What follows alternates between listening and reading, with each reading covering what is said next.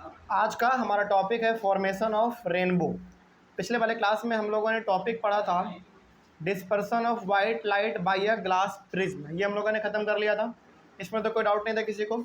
यहाँ से हम लोगों ने ये पढ़ा था कि आखिर ये जो हमारा वाइट लाइट है यानी कि सनलाइट, ये दिखने में तो वाइट रहता है लेकिन ये 7 अलग अलग कलर से मिल के बना हुआ है। वो हमारा 7 कलर कौन है, कैसे याद रखेंगे हम लोग? विवग्योर, VIBGYOR, विवग्योर। ठीक है, लेकिन यही चीज़ हमारा जो रेनबो में है ये उल्टा हो जाता है। देखिए, याद रखने का तरीका विवग्योर है, लेकिन रेनबो में सबसे टॉप पे कौन होगा?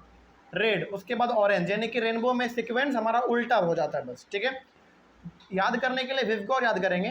बस जब बात आए कलर बताने का कि रेनबो में ऑर्डर वाइज कलर बताओ, तो बस इसका हम लोग ऊपर उल्टा कर देंगे, पहले रेड फिर ऑरेंज फिर येलो, इस तरीके से। ठीक है, चलिए इतना हम लोग पढ़ चुके थे।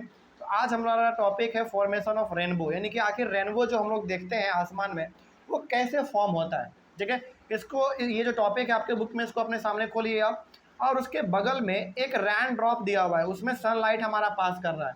ये वाला डायग्राम आपका बहुत इंपॉर्टेंट है फॉर्मेशन ऑफ रेनबो को समझने के लिए। ठीक है, समझिएगा ध्यान से, इसमें क्या कहा जा रहा है।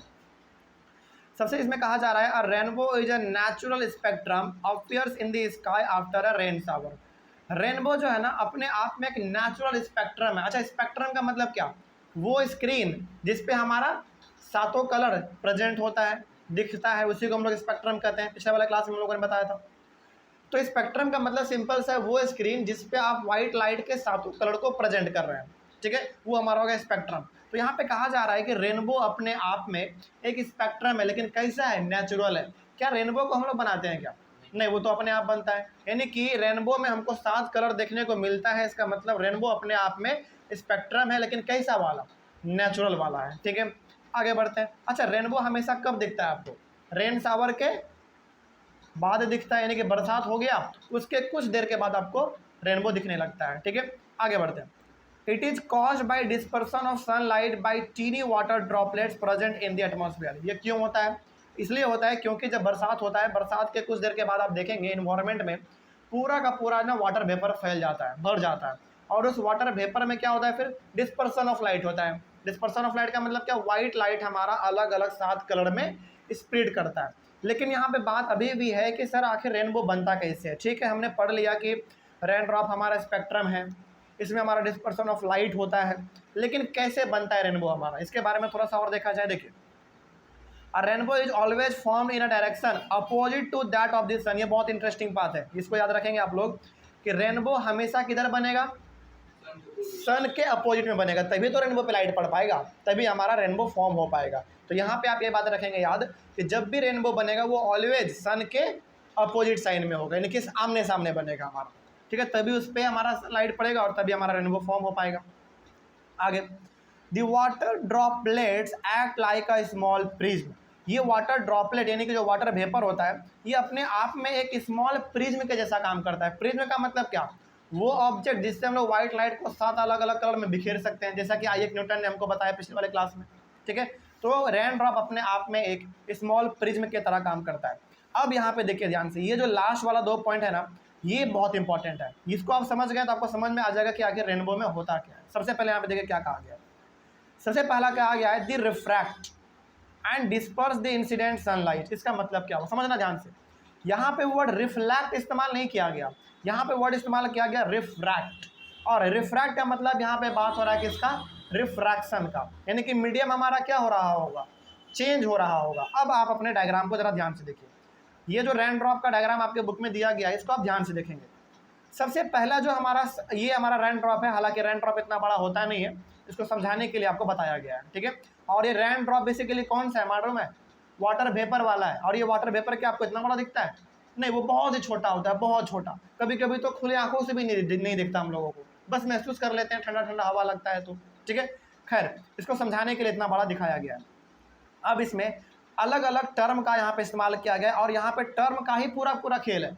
क्या है देखो, सबसे पहला बात यहाँ पे कहा गया है रिफ्रैक्ट का, मतलब कि लाइट हमारा इसमें रिफ्रैक्ट करता है, लाइट हमारा मीडियम चेंज करता है। एग्जाम्पल के तौर पे समझिए, जैसे हमारा ये रेन ड्रॉप है, तो रेन ड्रॉप है क्या? बेसिकली वाटर, और उसके पहले हमारा कौन सा मीडियम है?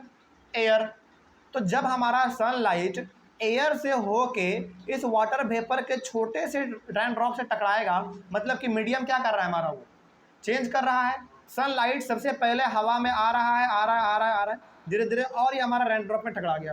यानी कि एयर से मीडियम हमारा वाटर चेंज हो गया, मीडियम चेंज हुआ ना। और जब मीडियम चेंज होता है तो हमारा क्या कहलाता है, रिफ्रैक्शन कहलाता है। इसलिए यहाँ पे वर्ड इस्तेमाल किया गया था रिफ्रैक्ट। उसके बाद कहा गया and disperse the incident sunlight, और यहाँ पे जैसे ही रेन ड्रॉप में हमारा सनलाइट एंटर करेगा वैसे ही ये डिस्पर्स हो जाएगा। मतलब ये हो गया कि वैसे ही ये 7 कलर में बिखर जाएगा अंदर में ही। अब समझिए ध्यान से, रेन ड्रॉप के अंदर जैसे ही हमारा सनलाइट का रोशनी घुसा वैसे ही ये 7 कलर में हमारा फैल जाएगा। बात समझ में आ रही है, 7 अलग अलग कलर में ये स्प्लिट हो जाएगा। अब यहाँ पे समझिए दोबारा आगे क्या कहा गया है, देन रिफ्लेक्ट इट इंटरनली। अब यहाँ पे वर्ड इस्तेमाल किया गया रिफ्लेक्ट। रिफ्लेक्ट का मतलब क्या, एक ही मीडियम में रिफ्लेक्ट करना।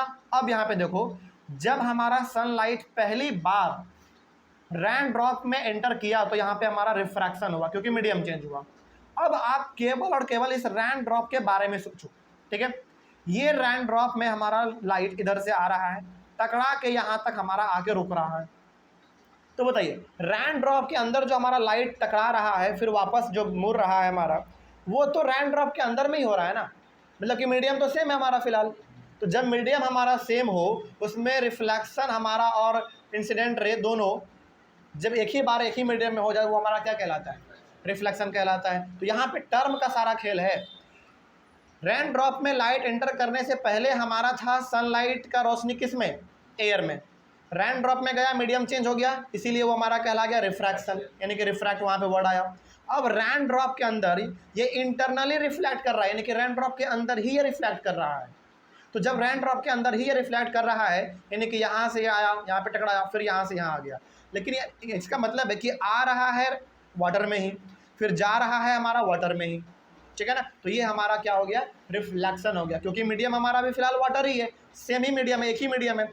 लेकिन अब जब ये रेन ड्रॉप से लाइट हमारा बाहर की ओर निकलेगा तो क्या बताइए, मीडियम चेंज होगा कि नहीं होगा, बिल्कुल होगा। क्यों, क्योंकि मीडियम अभी हमारा फिलहाल क्या है, वाटर, और वाटर से जब बाहर निकलेगा तो मीडियम क्या बन जाएगा, एयर। तो यहाँ पे फिर से हमारा वर्ड कौन सा इस्तेमाल होना चाहिए, रिफ्रैक्शन इस्तेमाल होना चाहिए, यानी कि रिफ्रैक्ट इस्तेमाल होना चाहिए। चलिए देखते हैं क्या वही इस्तेमाल हुआ है। एंड फाइनली रिफ्रैक्ट, बाद में हो गया ना वर्ड इस्तेमाल, refract it again when it comes out of the rain drop. तो सबसे पहले जब रेन ड्रॉप में हमारा सनलाइट एंटर करेगा उसमें रिफ्रैक्ट होगा, अंदर में ही हमारा ये इंटरनली अंदर में ही रिफ्लेक्ट करेगा। यहाँ पे वर्ड होगा, वर्ड हमारा इस्तेमाल होगा रिफ्लेक्ट। और जब ये फाइनली हमारा टकरा के लाइट हमारा बाहर निकलेगा तो फिर वहाँ पे हमारा रिफ्रैक्ट देखने को मिलेगा। कोई डाउट अब इसमें, बात समझ में आ रही है। तो इस तरीके से अंदर में रेन ड्रॉप जो हमारा यहाँ पे टकरा के यहाँ पे आया और यहाँ से यहाँ पे टकरा के आया, अंदर ही अंदर जो टकरा रहा है, इस टकराने के दौरान हमारा लाइट जो है ना, सनलाइट, वो 7 अलग अलग कलर में बिखर जाता है, ठीक है। यही हमारा है यहाँ पे। आगे, due to dispersion of light and internal reflection different colours reach the observer's eye. और इसीलिए अंदर में जो हमारा रिफ्लेक्शन हुआ उसके कारण और डिस्पर्सन ऑफ लाइट के कारण ये हमारा पूरा का पूरा रेन ड्रॉप कैसा दिखता है, 7 कलर का दिखता है। और सोचो, ये तो एक रेन ड्रॉप का बात हो रहा है, केवल ऐसे ऐसे करोड़ों मिलियन ट्रिलियन बिलियन एकदम रेन ड्रॉप हमारा वाटर वेपर के तौर पे इन्वायरमेंट में होता है। तो जब हर रेन ड्रॉप में 7 कलर दिखेगा तभी जाके हमारा बहुत बड़ा रेनबो दिखता है।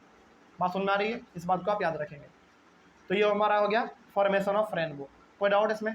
चलो, उसके बाद है हमारा एटमॉस्फेरिक रिफ्रैक्शन, ये हम लोग अपने अगले वाले क्लास में कवर करेंगे।